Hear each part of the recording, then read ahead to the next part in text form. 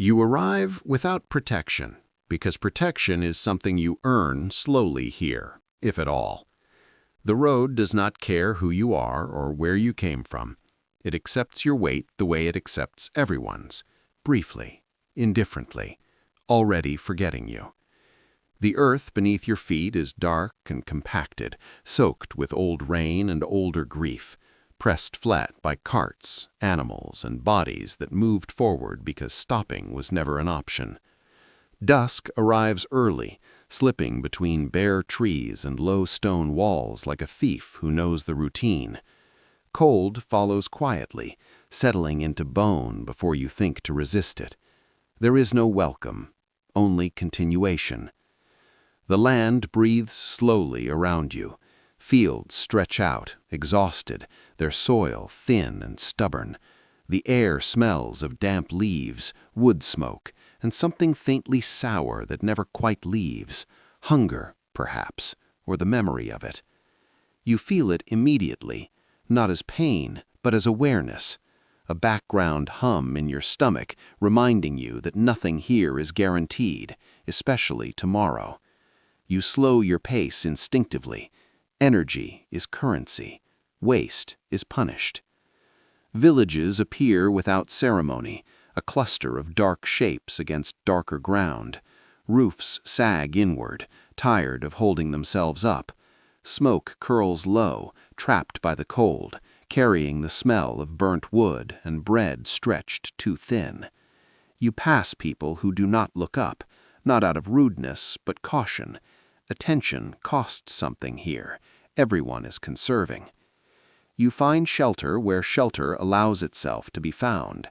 A barn, a shared room, a corner where your presence is tolerated because questions require effort. Straw crunches beneath you. It smells of animals, dampness, and sleep that never quite rested. You lie down carefully, joints already stiff, and listen to the night. Wind moves through branches like whispered warnings. Somewhere, an animal shifts and settles. Somewhere closer, someone coughs and then stops, as if remembering they are not alone. Morning does not arrive brightly. It seeps in, pale and undecided.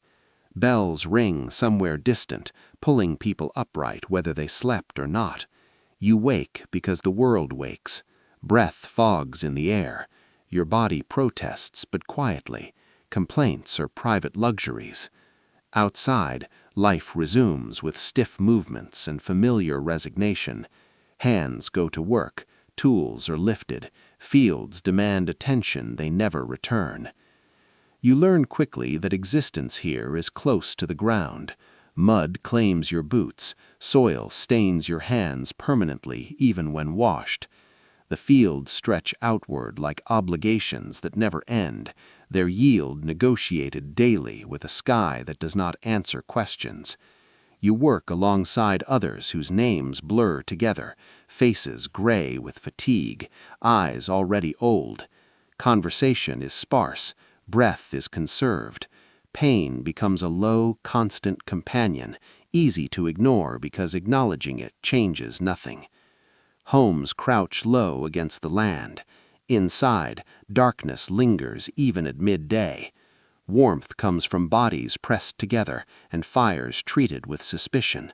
Smoke stings your eyes and coats your throat. Every sound carries, a cough that worries everyone, a whispered prayer, a child shifting restlessly because sleep does not come easily here.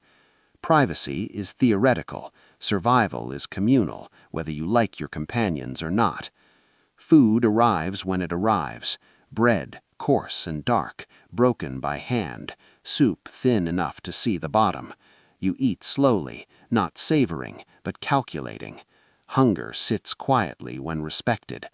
Joy appears occasionally, a joke told dry enough to avoid laughter, a song hummed under breath, then disappears again, embarrassed by its own presence. Above it all, belief hangs thick as incense. Churches rise from stone and shadow, their walls cool and echoing.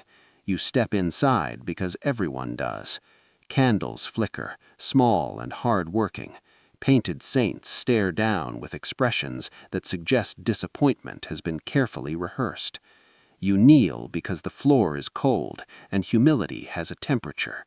Prayer fills the space where certainty should be. Disease, drought, death, nothing is accidental here. Everything is a message. Heaven feels close. Hell feels closer. The bells decide your hours.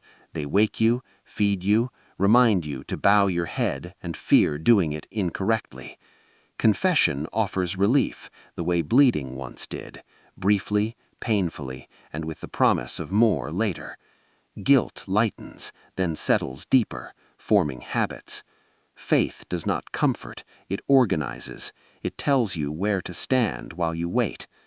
Authority exists quietly, embedded in stone keeps, inherited titles, and laws no one remembers being written. Power does not shout, it settles. You feel it in the way voices lower near the manor, in the way eyes drop when a rider passes, in the way justice arrives slowly and publicly, meant to be remembered rather than understood. Punishment educates the many by hurting the one. Silence falls heavy.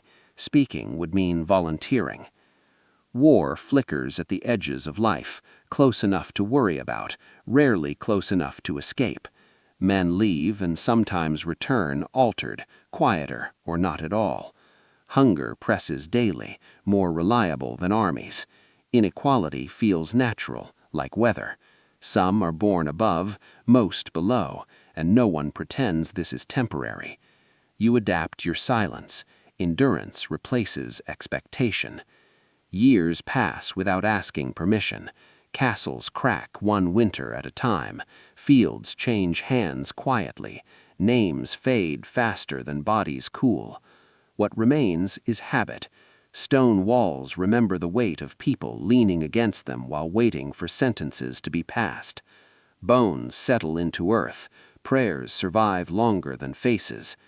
You begin to understand that history is not built from moments like this, which is precisely why moments like this never disappear.